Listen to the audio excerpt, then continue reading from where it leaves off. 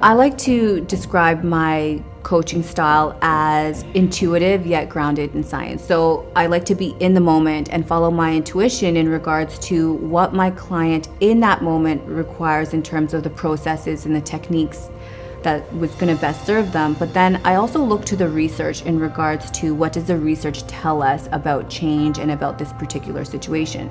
So really my goal is to reconcile the left brain logical and the right brain creative and spiritual to create truly transformational and sustainable change.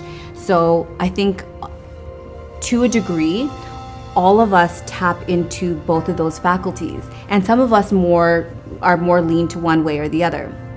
However, for us to create the change that we need in our lives, we need to get that brain and heart alignment, and that's why we need to take both approaches. And so depending on the individual, I find a lot of executives are a lot more left brain geared. So I really have to communicate, this is what the research shows. This is statistically what's happening over here. This is how your brain works. So I describe it to them in a mechanical way, and that for them gets their brain on board with what we're about to do. And so I think that's really important, because if I just went straight into the process of how I'm feeling, what they need to hear, and just tell them the spiritual side of things, their brain is gonna come in and start basically problem solving and picking apart what's happening. So when you can get that brain involved by explaining the logic behind what we're doing, then it relaxes the brain and allows them to be more receptive to the sometimes more spiritual process that I'm about to use on them.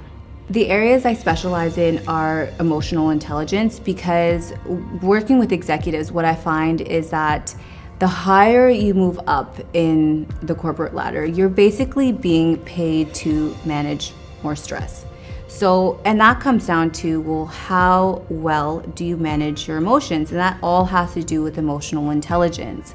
So at the end of the day, the person who's going to succeed in the long term, especially in business, is who can manage their emotions under really, really high pressure situations. And importantly, not just manage their emotions, but be able to experience those really perceivingly negative emotions and be able to bounce back. And that's what we refer to as refractory periods. So that's okay, a negative situation has happened, there's stress, there's something happening with the business, I'm dealing with it, I'm feeling a negative emotion, but now there's another situation in the business that I need to deal with. I can't dwell in that. I can't dwell in that negative situation, otherwise I'm not going to be the most effective at problem solving in the next situation. So that's where emotional intelligence really helps you here, because we shorten that refractory period so you can be in a negative state and quickly move on to the next one. It doesn't mean you've ignored your emotions at all. No, it means you've gotten so efficient at processing them.